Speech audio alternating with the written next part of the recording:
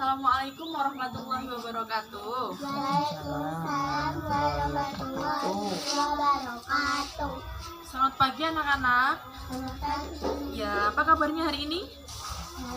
Alhamdulillah. Oke. Kemarin kita mempelajari mengenai sosialisasi, ya kan? Ada yang ingat kan?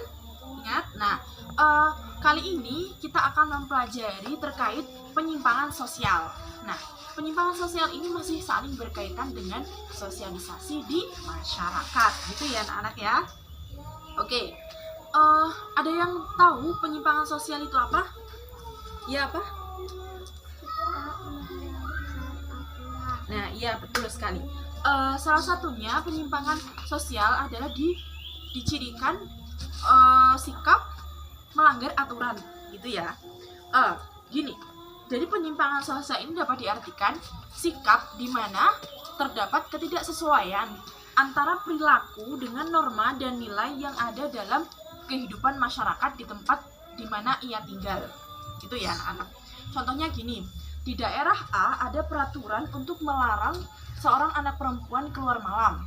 Sedangkan di daerah B terdapat peraturan yang memperbolehkan seseorang anak perempuan untuk keluar malam. Jadi tidak ada istilahnya tidak ada anjuran untuk tidak keluar malam gitu ya. Nah, kemudian Mbak Safa ini berada di tempat A, kemudian dia keluar malam. Itu salah apa tidak? Salah. Ya, betul sekali. Nah, kalau semisal Mbak Safa bertempat tinggal di daerah B, dia keluar malam, itu salah apa tidak? Nah, iya betul sekali. Jadi intinya di sini penyimpangan sosial terjadi bila mana seseorang tidak sesuai perilakunya dengan norma dan nilai yang diatur oleh masyarakat, gitu ya. Oke, sekarang kita lanjut ke teori-teori penyimpangan sosial. Teorinya ada 3, yaitu teori differential association, kemudian labeling teori, dan juga teori anomi. Di sini ada yang pernah mendengar ketiga teori tersebut? Oke, kita akan bahas lebih lanjut ya anak-anak.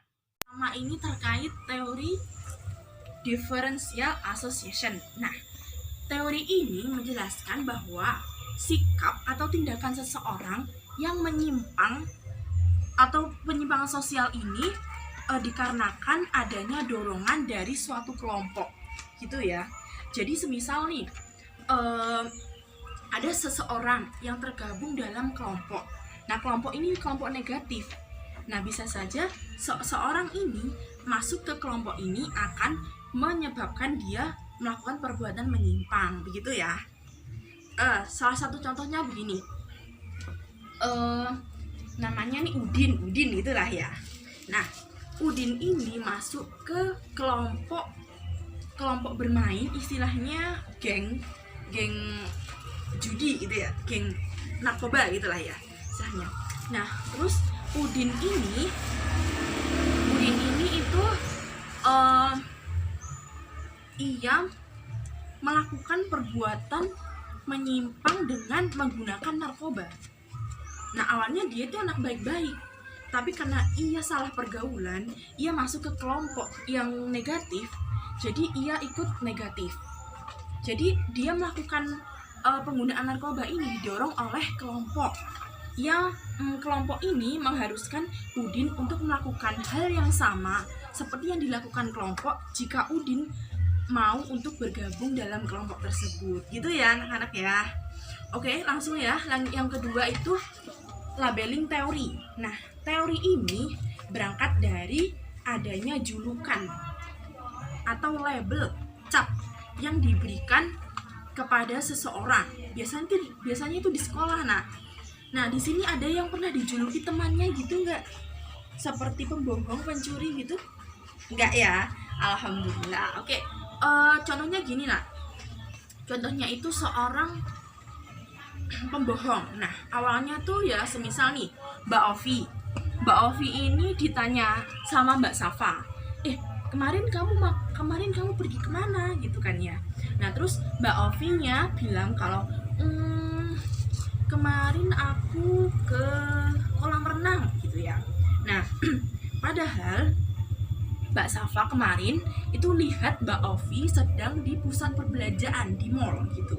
Nah, di sini Mbak Safa langsung mengidentifikasikan, langsung menganalisis bahwa oh, berarti Mbak Ovi ini berbohong. Kemarin kan jelas-jelas masih di pusat perbelanjaan, kenapa bilang di kolam renang gitu ya. Nah, padahal ini tuh tidak disengaja. Mbak Ovi ini lupa, bisa jadi lupa kemarin kemana ya. Karena kemarin dia bukan lupa juga, kemarin mungkin dia lupa, dia mengunjungi 2 tempat sekaligus, pusat perbelanjaan dan juga kolam renang. Tapi yang dibicarakan hanya kolam renang gitu ya. Jadi Mbak Safa nih cerita ke semua teman-temannya kalau Mbak Ovi ini pembohong. Padahal bukan, dia cuma salah memberikan informasi kepada Mbak Safa gitu. Jadi saat itulah Mbak Ovi dicap oleh teman-temannya kalau dia ini seorang pembohong. Nah, dari label yang diberikan oleh teman-temannya ini, Mbak Ovi bisa jadi sakit hati, dan juga perbuatan ini juga bisa sampai hingga ia dewasa tetap dilakukan karena pikirannya, oh saya sudah dicap pembohong, pasti nggak dipercaya gitu kan ya. Nah, padahal itu nggak boleh seperti itu ya nak ya. Itu bisa menyebabkan sikap penyimpangan sosial. Tapi bisa juga dari sifat ini itu dapat memunculkan bahwa oh saya ini pingin cari perhatian dengan teman-temannya, itu juga bisa dimasukkan ke kategori penyimpangan. Ia memanfaatkan label yang diberikan oleh teman-temannya gitu. Paham? Oke. Yang ketiga nih, yang terakhir itu teori anomi. Nah, teori anomi ini dijelaskan oleh sosiolog Emil Durkheim. Ya, Emil Durkheim ini mengartikan bahwa teori anomi ini sendiri itu dapat berarti tanpa norma. Nah, kemudian dari penjelasan Emil Durkheim ini diangkat oleh sosiolog yang kedua, yaitu Robert Camerton. Nah, Robert Camerton ini menjelaskan bahwa sikap penyimpangan sosial ini itu terjadi jika terdapat kesalahan terkait proses yang ditujukan untuk mencapai sebuah tujuan. Jadi untuk mencapai tujuan nih ya, nah seseorang nih dalam prosesnya ini salah. Ia bingung proses apa yang harus diberikan ketika untuk mencapai tujuan itu ya. Nah, salah satu contohnya nih pemberontakan. Nah, pemberontakan ini biasanya terjadi waktu demonstrasi, demo. Ada yang pernah lihat demo di TV, di jalanan pernah? Nah, iya betul. Itu demonya kan pasti masanya banyak ya. Nah, ya masanya banyak sekali. Nah, itu biasanya nih kita contohkan demo buruh pabrik. Nah, dia ini meminta untuk mendapatkan gaji yang lebih, gitu kan ya. Nah, ini juga seharusnya gaji lebih ini untuk apa sih? Untuk kesejahteraan masyarakat. Nah, namun proses yang dijalankan agar memperoleh tujuan tersebut itu salah. Kenapa ia memilih jalan berdemonstrasi untuk mencapai tujuan tersebut? Ya kan, seharusnya kan bisa mengadakan musyawarah atau juga kekeluargaan secara hati-hati bersama pemimpin atau manajernya, gitu kan ya. Nah, oke. Sampai di sini paham terkait teori dan pengertian dari penyimpangan sosial? Paham? Nah, ya. Sekarang Ibu akan meminta kepada kalian untuk menuliskan satu kegiatan dalam masyarakat yang termasuk sikap penyimpangan sosial gitu ya. Jika dilihat dari 3 teori tersebut, bebas ya, ditulis di kertas. Bentar ya. Ini ya, satu-satu. Ini. Nah ya. Oke, Ibu beri waktu 2 menit aja, oke? Ini ada yang nggak bawa pulpen?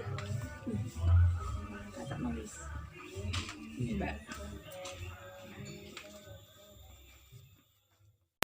Gimana Mbak Safa, ada kesulitan? Tidak. Oke, pintar.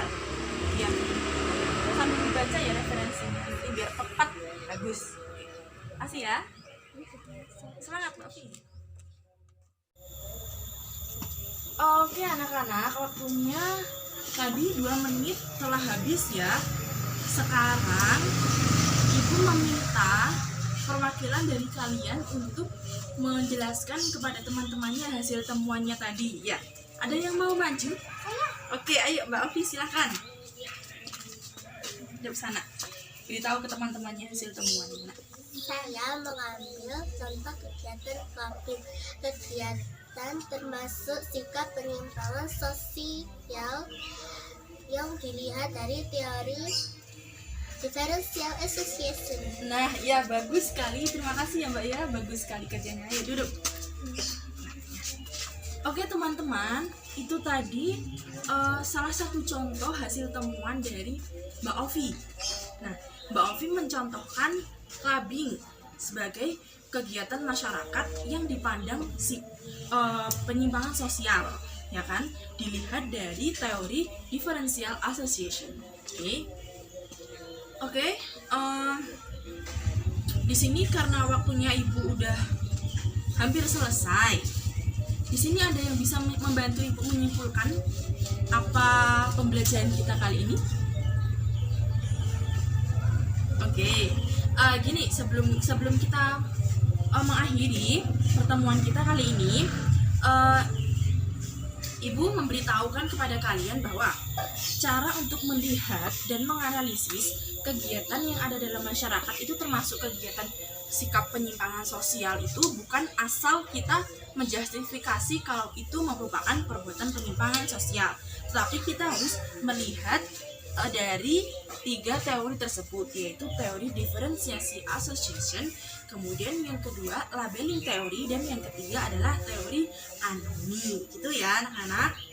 Jadi diingat-ingat ya, kita tadi mempelajari tentang apa? Penyimpangan sosial ya, dan 3 teori dalam penyimpangan sosial. Oke.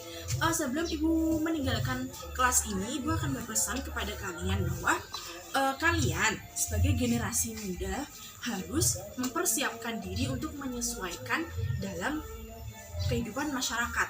Kalian harus bisa menjalankan norma dan nilai atau aturan yang telah ditetapkan oleh masyarakat, karena aturan tersebut dibuat untuk mensejahterakan kehidupan masyarakat. Oke?